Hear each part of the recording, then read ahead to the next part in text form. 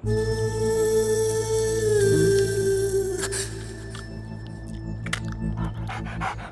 ఏమైనా చాలా రోజులు జైలు కూడిన తర్వాత ఇంటి భోజనం తింటుంటే అబ్బా పెళ్లి భోజనం తిన్నంత ఫీల్ కలుగుతుందిరా.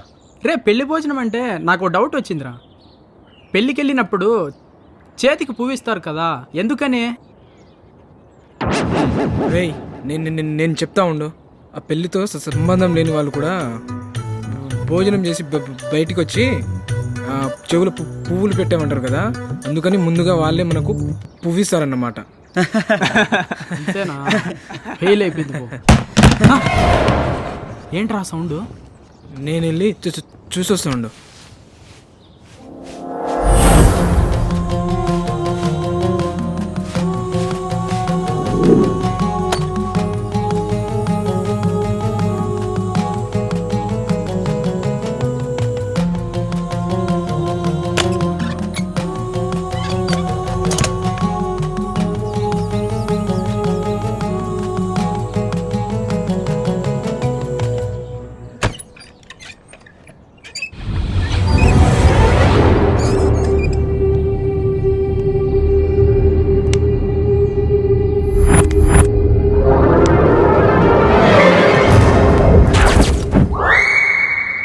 ఏయ్ నువ్వా?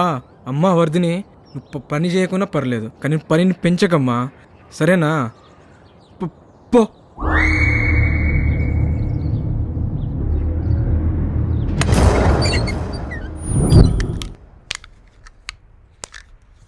ఏరా క్లీన్ చేసావా? అక్కడ క్లీన్ అయిపోయింది, నేను క్లీన్ అయిపోతే సరిపోతుంది.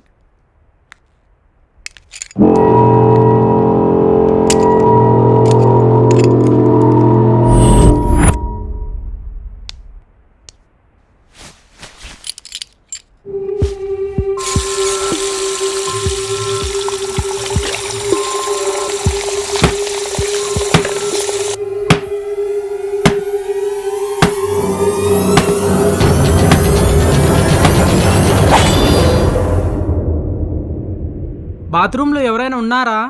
కొంచెం ఉంటే పోయేవా నీ అయ్యా. ఛీ ఎదవా, బాడీని కవర్ చేయరా, కాలిపోయిన బీడి ముక్కలా ఉన్నావు.